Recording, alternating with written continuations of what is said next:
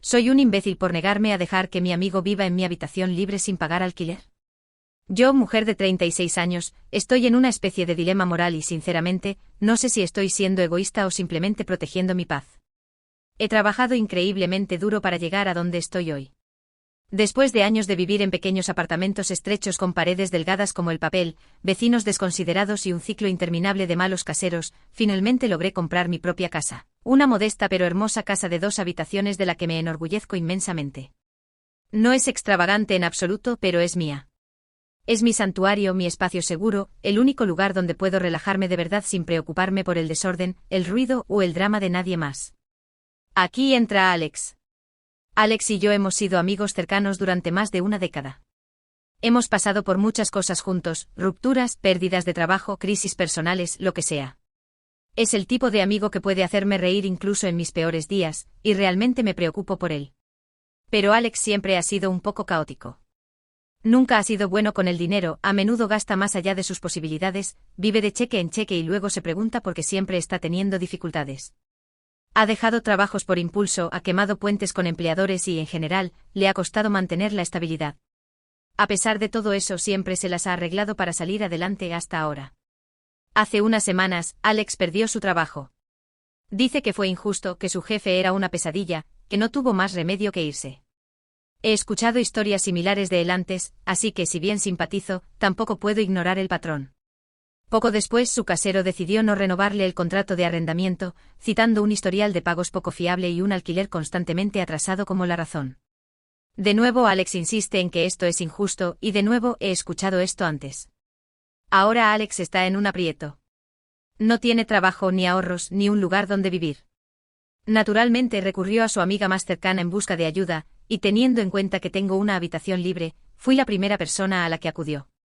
Me dijo que solo necesita un lugar para quedarse temporalmente sin pagar alquiler, hasta que se recupere.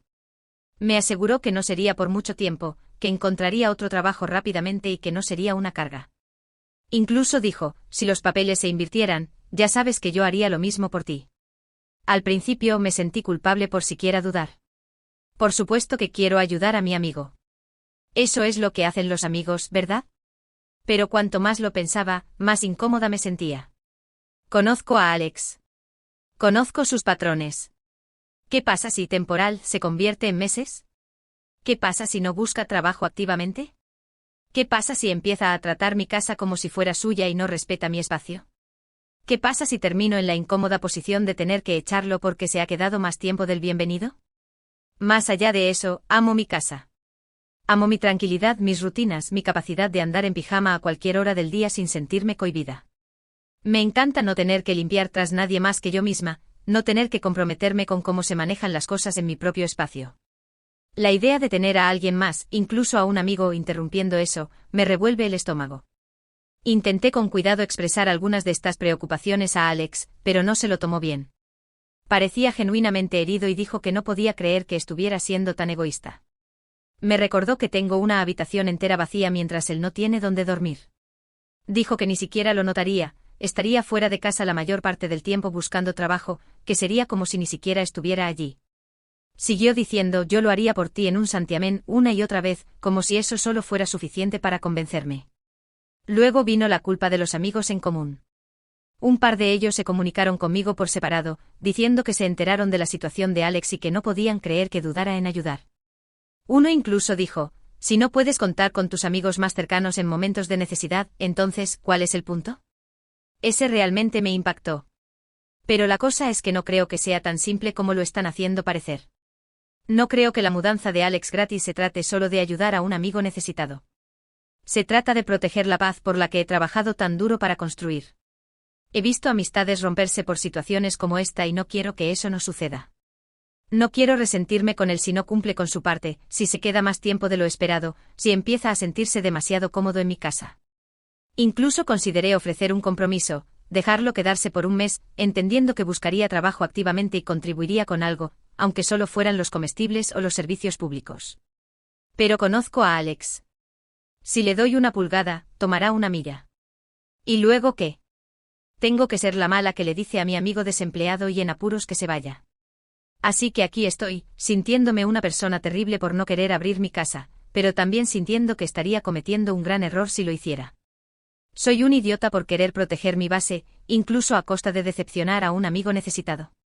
Actualización 1. Quería creer que estaba haciendo lo correcto cuando le dije a Alex que podía quedarse por un mes, solo hasta que encontrara un trabajo y un nuevo lugar. Me convencí a mí misma de que no estaba cometiendo un error. Pensé que establecer un límite claro desde el principio evitaría que las cosas se salieran de control. Pero en el fondo sabía que no era así. Alex era bueno para sobrepasar los límites. Siempre lo había sido. Pero quería confiar en que se tomaría esto en serio. Quería creer que no me estaba preparando para un desastre. Me dije a mí misma que esto era temporal, que él era mi amigo, que no era gran cosa. Después de todo, ¿cuánto daño podría hacer realmente un mes? Al principio intenté ser comprensiva. Cada mañana, le preguntaba casualmente sobre su búsqueda de trabajo. ¿Encontraste algo interesante? ¿Enviaste alguna solicitud hoy? No quería parecer molesta, pero pensé que un estímulo suave sería suficiente para mantenerlo encaminado.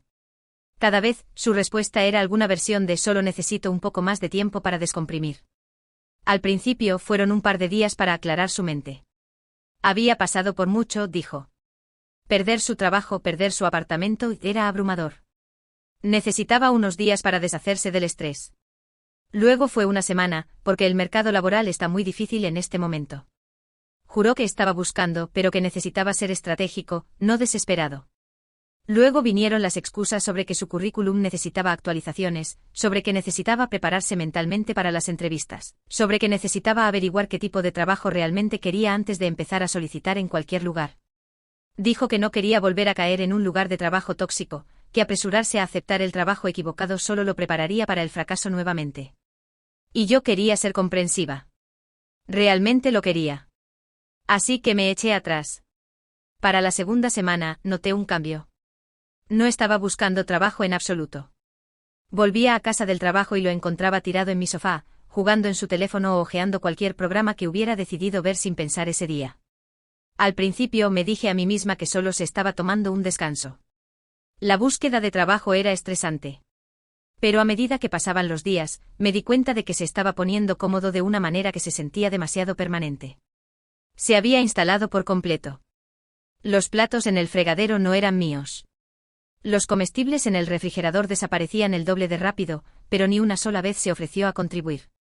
Ya no se acostaba a una hora normal, se quedaba despierto hasta tarde viendo películas en mi sala de estar, dejando bolsas de refrigerios medio vacías y latas de refresco en la mesa de café. Estaba usando mis servicios públicos sin pensarlo dos veces, dejando correr la ducha durante lo que parecía media hora, subiendo la calefacción porque le gustaba que estuviera acogedor. Incluso había comenzado a dejar su ropa en la lavadora para que yo la moviera si necesitaba usarla.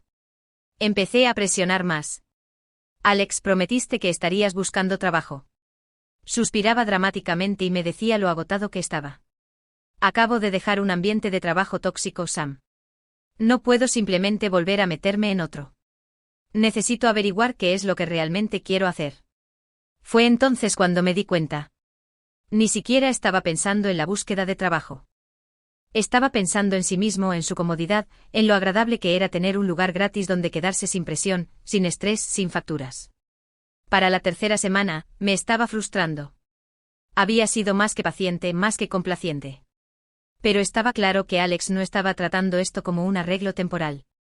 Estaba empezando a sentir que lo estaba tratando como una mejora en su estilo de vida. Sus cosas habían migrado lentamente a la segunda habitación. No solo una maleta, sino su consola de juegos, pilas de libros, desorden aleatorio que hacía que pareciera que había estado viviendo allí durante años. Fue sutil la forma en que comenzó a actuar como si perteneciera allí. Hacía comentarios sobre lo bonito que era mi lugar, lo tranquilo que se sentía, la suerte que tenía de tener este tipo de espacio para mí sola. Un día se rió y dijo, honestamente, Sam, lo tienes todo aquí. Es difícil sentirse motivado para irse cuando es tan cómodo. Fue entonces cuando supe que no planeaba irse pronto. Actualización 2. Llegó la marca de un mes y con ella llegó la conversación que había estado temiendo. Había pasado todo el día sintiéndome inquieta, con el estómago en un nudo, el peso de lo que estaba a punto de hacer presionándome como una nube de tormenta que se negaba a pasar. Lo había ensayado en mi cabeza una docena de veces, tal vez más, tratando de anticipar cada posible reacción, cada excusa, cada intento de manipular la situación. Me lo imaginé poniéndose a la defensiva, actuando herido, restándole importancia como si no fuera gran cosa. Había representado versiones en las que prometía, juraba que empezaría a esforzarse, que cambiaría, que haría un esfuerzo. Incluso me había preparado para la posibilidad de que se enojara, tal vez se enfadara durante unos días. Pero en última instancia creí que cuando se enfrentara a la realidad, aceptaría el hecho de que las cosas no podían continuar así. Me dije a mí misma que estaba lista, que esto era necesario, que era hora de ponerme firme antes de que las cosas se salieran aún más de control. Había sido más que generosa, más que paciente y sabía en el fondo que ya había dejado que las cosas siguieran más de lo debido. Había dejado que mi culpa dictara mis decisiones, había dejado que mi amistad con Alex nublara mi juicio. Pero esta era mi casa, mi vida, mi estabilidad, lo que estaba en juego. ¿Y si no establecía un límite ahora, cuándo lo haría? Así que lo senté con el corazón latiéndome con fuerza en el pecho, tratando de mantener la voz firme, mi expresión neutra. Has estado aquí por un mes. No has solicitado ningún trabajo. No has buscado un apartamento. Si quieres quedarte, tienes que empezar a pagar alquiler. Esperaba resistencia. Esperaba excusas, alguna frustración leve, tal vez un suspiro o una mirada de reojo. Tal vez un intento de ganar más tiempo. Incluso me preparé para una promesa a medias de esforzarse más, una débil seguridad de que se pondría a ello pronto.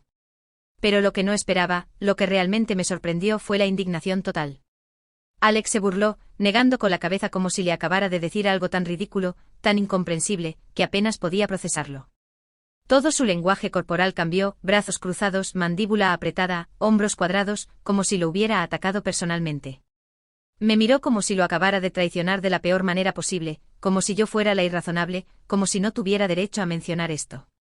La incredulidad en sus ojos no era solo teatral, era genuina. Realmente pensaba que yo estaba equivocada por decir esto, por atreverme a sugerir que asumiera la responsabilidad de sí mismo. ¿En serio? ¿Ahora mismo? Los amigos no les cobran a los amigos.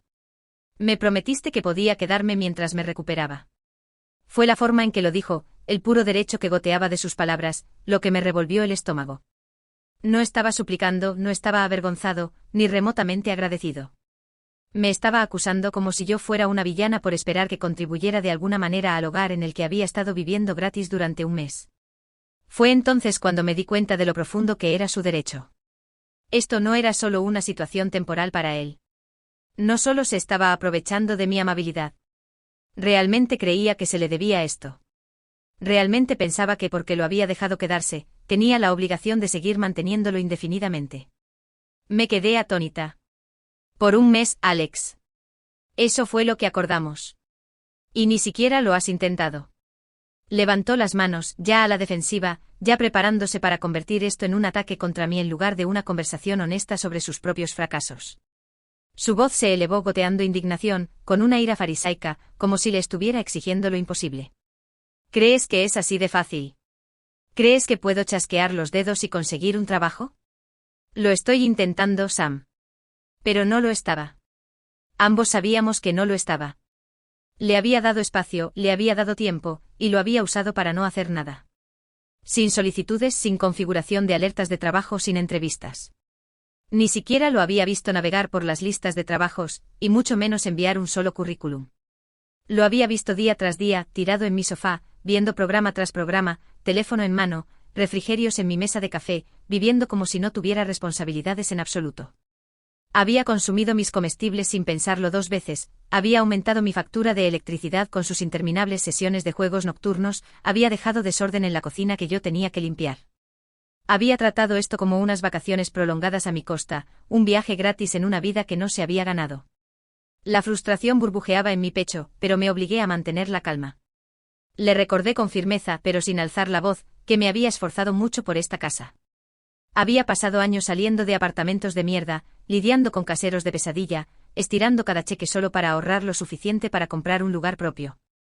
Había hecho sacrificios, había renunciado a lujos, había construido algo estable para mí misma. Y ahora tenía la audacia de actuar como si yo fuera la injusta.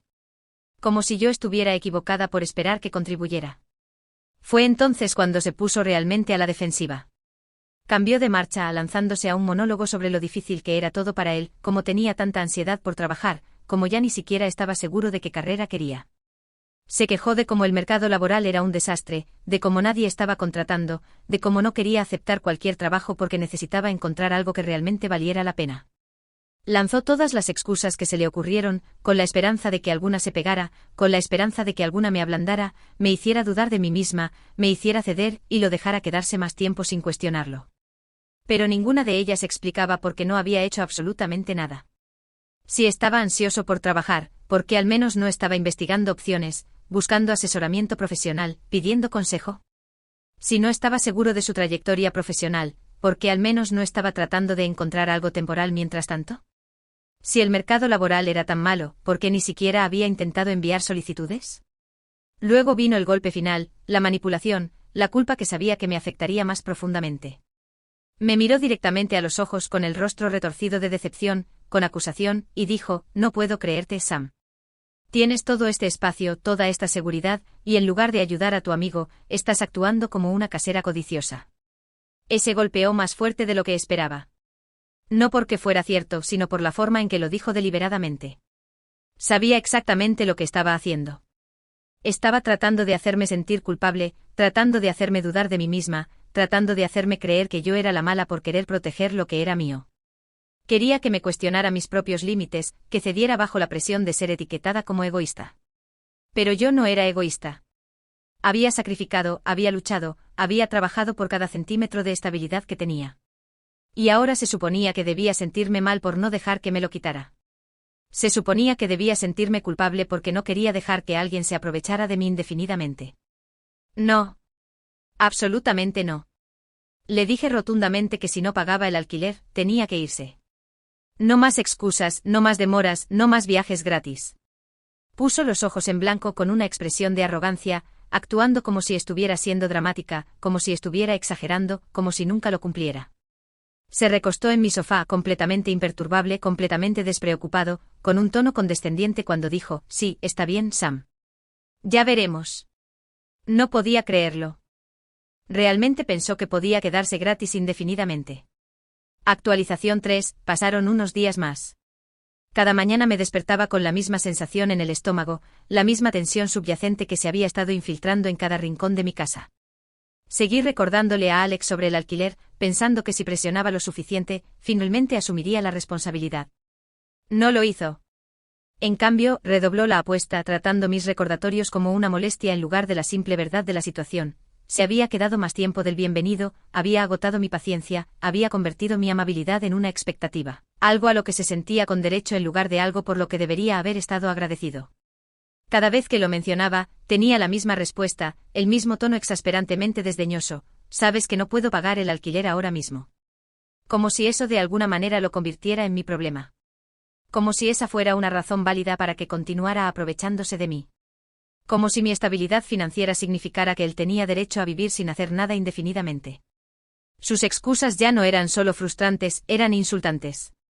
Ya tuve suficiente. Había pasado semanas dándole el beneficio de la duda, semanas tratando de ser paciente, tratando de ser comprensiva, tratando de ayudarlo a ver la realidad de su situación. Había dejado en claro que no tenía intención de cambiar, no tenía intención de respetar el acuerdo que habíamos hecho. Y peor aún, me había convertido en la villana en su mente. Para él, yo no era una amiga que le había dado un lugar seguro donde aterrizar. Yo era solo otra persona que lo abandonaba, otra persona que le daba la espalda cuando las cosas se ponían difíciles. Esa no era la verdad. La verdad era que ya le había dado más de lo que merecía. Una tarde, mientras él estaba fuera, tomé mi decisión. No tenía sentido alargar esto, no tenía sentido perder más tiempo con la esperanza de que se despertara y asumiera la responsabilidad. Me había mostrado exactamente quién era. Era hora de aceptar eso. Empaqué sus cosas. Cada artículo. Su ropa, su consola de juegos, su colonia barata que se había instalado en mi baño. Incluso agarré la botella medio vacía de champú caro que se había servido sin preguntar, un pequeño pero apropiado símbolo de lo poco que respetaba los límites. Doblé sus camisas, cerré su bolsa de lona, apilé todo cuidadosamente junto a la puerta. Esto no iba a ser una conversación. No iba a ser un debate. Era simplemente el final de esta situación, le gustara o no. Le envié un mensaje de texto corto, directo, sin lugar a dudas. Tus cosas están empacadas. Es hora de irte. Puedes quedarte con tus padres, pero no puedes quedarte aquí. En el momento en que entró por la puerta y vio sus cosas apiladas cuidadosamente junto a la entrada, toda su cara cambió. Su expresión se torció, la comprensión lo golpeó de una sola vez. Era la primera vez en semanas que realmente parecía sorprendido. Nunca había esperado que yo cumpliera. Había asumido, como siempre lo hacía, que cedería, que dejaría que la culpa me carcomiera y lo dejara quedarse un poco más. Su voz goteaba traición, espesa de orgullo herido, como si acabara de cometer algún tipo de crimen imperdonable contra él. ¡Guau! Simplemente guau. Como si yo fuera la que estaba equivocada. Como si hubiera hecho algo cruel e inesperado. Como si él no hubiera pasado el último mes aprovechándose de mi paciencia, mi generosidad, mi casa. Crucé los brazos manteniéndome firme. No tenía sentido discutir, no tenía sentido explicarme. Sabía lo que había hecho. Sabía lo poco que había contribuido, cuánto había drenado de mí, no solo financieramente sino emocionalmente. No me había dado nada más que estrés, tensión y resentimiento. Y sin embargo todavía tenía la audacia de actuar como si yo lo estuviera traicionando. Negó con la cabeza con incredulidad, una burla escapándose de su boca como si todo esto fuera solo una exageración, como si estuviera siendo dramática por querer recuperar mi propia casa. Eres como todos los demás. En el momento en que las cosas se ponen difíciles, me abandonas. Ese fue el último clavo en el ataúd. Incluso ahora, incluso de pie frente a sus pertenencias empacadas, todavía no lo entendía. Todavía se creía la víctima. Todavía se veía a sí mismo como alguien a quien se le había hecho mal, en lugar de alguien que había pasado un mes tomando todo lo que podía obtener sin dar absolutamente nada a cambio. No discutí. No peleé. No le di la reacción que quería. Simplemente abrí la puerta y esperé. Por un momento, no se movió. Sus ojos se movieron de las maletas empacadas a mí, como si estuviera esperando que cambiara de opinión, esperando que un destello de culpa cruzara mi rostro. Pero no quedaba nada para él aquí. Sin simpatía, sin dudas, no más viajes gratis. Cogió sus cosas, sus movimientos rígidos, su expresión tensa de resentimiento. Murmuró por lo bajo mientras levantaba las bolsas, su voz lo suficientemente baja como para que no pudiera captar cada palabra. Pero no lo necesitaba. Ya sabía lo que estaba tratando de hacer.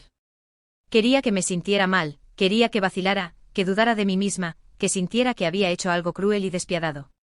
Pero no me sentí mal. Sentí alivio. Lo observé salir por la puerta, con los hombros erguidos como si él fuera el que tomaba el camino correcto, como si se fuera en sus propios términos. No miró hacia atrás. No dijo nada más. Simplemente se fue. Y esa noche, por primera vez en semanas, dormí mejor que en mucho tiempo. Sin tensión, sin estrés, sin excusas, sin gorrones. Mi casa era mía otra vez. Era tranquila, pacífica, exactamente como había sido antes de que él invadiera mi espacio y convirtiera mi generosidad en obligación.